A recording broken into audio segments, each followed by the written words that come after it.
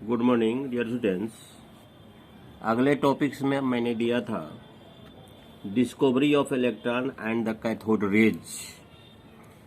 जब इलेक्ट्रॉन का आविष्कार हुआ, जब कैथोड रेज का आविष्कार हुआ, जब कैथोड रेज का आविष्कार हुआ, जब डीप स्टडी किया गया कैथोड रेज के संदर्भ में, तो यह पता चला कि हर हालत में प्रकृति के सारे एटम में इलेक्ट्रॉन प्रेजेंट है, इलेक्ट्रॉन मौजूद है। इलेक्ट्रॉन एक स्मॉलेस्ट पार्टिकल है।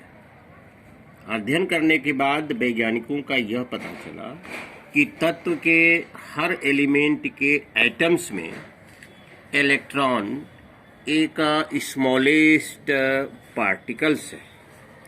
और यह भी जब हम यह पहले जान चुके थे कि परमाणु इलेक्ट्रिकली न्यूट्रल होता है, तो भाई न्यूट्रल कैसे होता है? इसका मतलब है कि जब कैथोड निगेटिव है तो कहीं न कहीं पॉजिटिव जरूर होगा। इलेक्ट्रॉन है तो कहीं न कहीं पॉजिटिव पार्टिकल्स जरूर होगा एटम के इनसाइड में। एटम के अंदर में हर हालत में जब आपने एटम को हम लोग न्यूट्रल मानते हैं, इसका मतलब है कि निगेटिव चार्ज को न्यूट्रल पॉजिटिव चार्ज ही कर सकता है। इस पर बहुत भारी उपलब्धि हासिल हुई कि जब हमारा तत्व के एटम्स न्यूट्रल मूड में हैं और इलेक्ट्रॉन की खोज हो चुका, तो हर हालत में पॉजिटिव पार्टिकल कहीं न कहीं जरूर होगा। एटम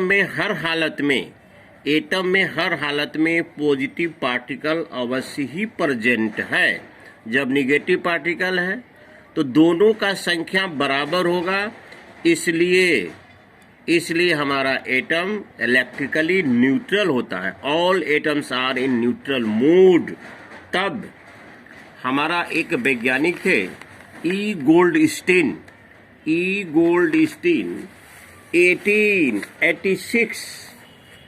1886 में एक एक्सपेरिमेंट किया। 1886 में एक्सपेरिमेंट किया, जिस वैज्ञानिक का नाम था ई गोल्डस्टीन। इलेक्ट्रॉन का खोज जे थॉमसन ने किया था। इलेक्ट्रॉन का खोज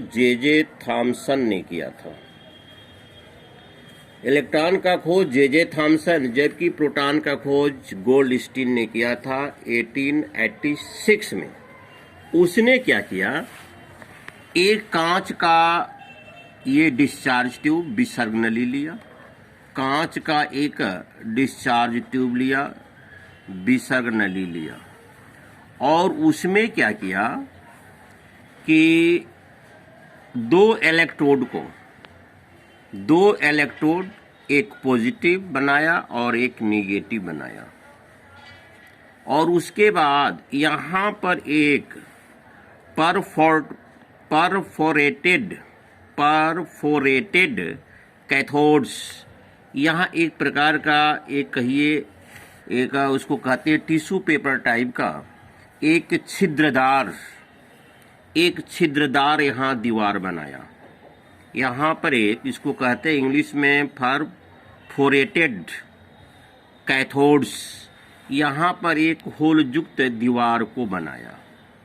इतना करने के बाद यहाँ पर आप देख रहे हैं, अगले एक्सपेरिमेंट में मैंने बताया था वैक्यूम पंप।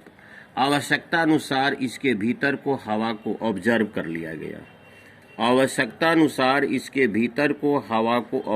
लिया गया। अवशोषित किया गया।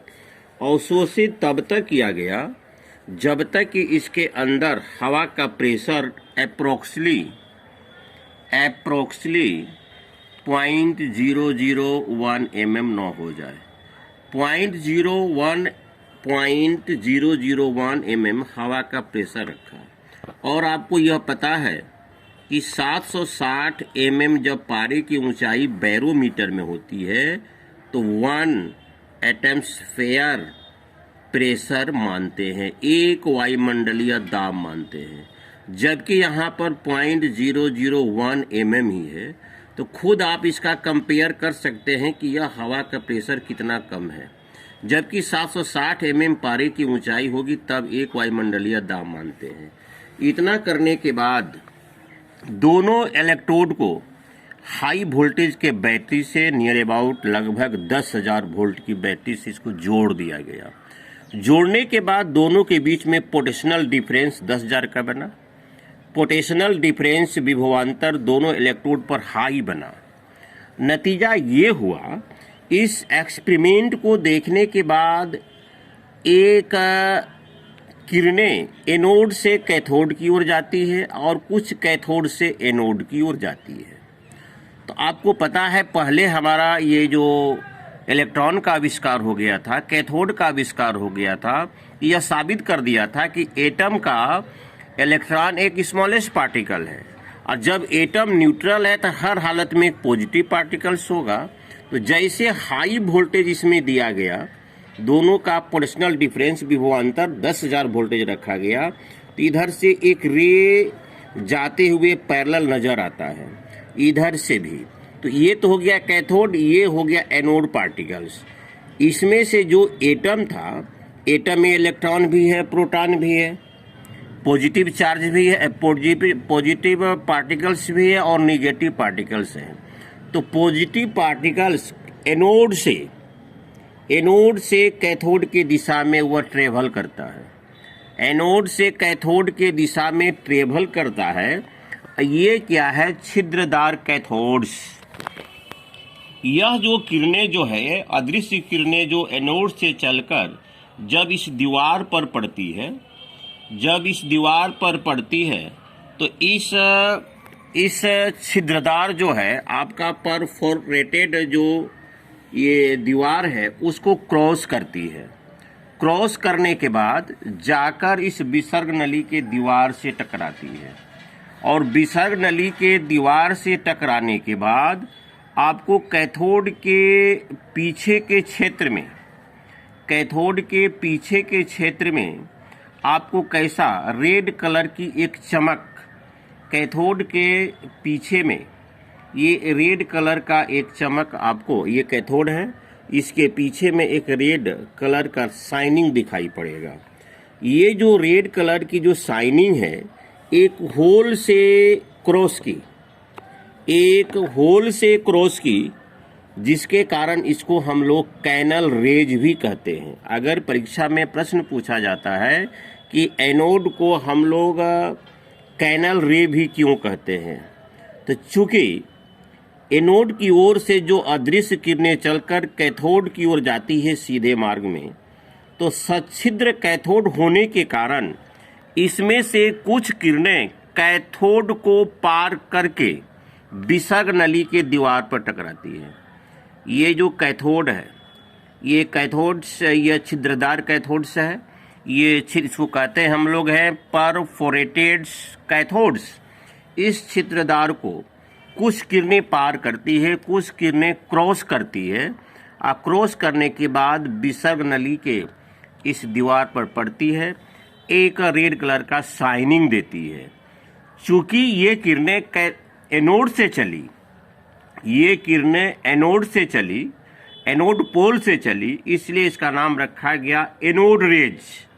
और चूंकि यह किरणें एक छिद्रदार कैथोड को पार करके विसर्ग नली के दीवार से टकराती है, इसलिए चूंकि कैनल छिद्र से होकर गई, इसलिए इसको हम लोग कैनल रेज भी कहते हैं। तो इसका भी पार्टिकल्स है और आपका कैथोड रेड का भी प्रॉपर्टीज है। तो उसका भी प्रॉपर्टी अब तक मैंने ऑनलाइन में नहीं डाला है और इसका भी प्रॉपर्टी आज नहीं डालेंगे। जब हम न्यूट्रॉन का बता देंगे तब तीनों का प्रॉपर्टी विशेषताएं बारी बारी से डालेंगे। तो एक बार शॉर्ट कोट में देख लिया जाए। जब इलेक्ट्रॉन की खोज हो गई तो लोगों के समझ में अध्ययन करने के बाद यह आया कि जब एटम इलेक्ट्रिकली न्यूट्रल होता है, वैद्युत उदासीन होता है, तो हर हालत में पॉजिटिव पार्टिकल्स कहीं न कहीं होगा ही। चूँकि नेगेटिव और पॉजिटिव पार्टिकल्स मिलकर ही वैद्युत उदासीन को बनाएगा। तो हमारा गोल्डस्टीन ने 1886 में पुनः एक बार एक्सपेरिमेंट को पहले जैसा दोहराया, जैसा कि इलेक्ट्रॉन के खोज में किया गया था। इसमें कांच का एक विसर्ग नली लिया गया है, उसमें हवा का प्रेशर मिला जुला कर कितना 0.001 mm रखा गया है।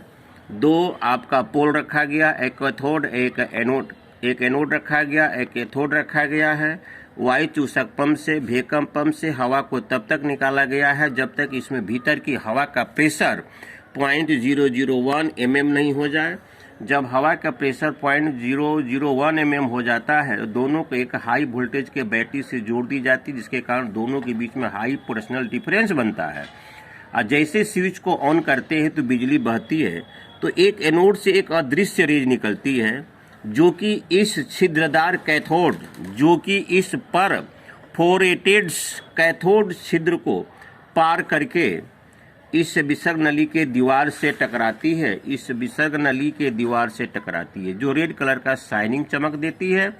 चूंकि यह किरणें एक छिद्र होल से होकर बाहर निकली, इसलिए इसको कैनेल रेज भी कहते हैं। तो डियर स्टूडेंट्स, यह जो एनोड रेज है वह बिल्कुल कैथोड से बिल्कुल भिन्न है।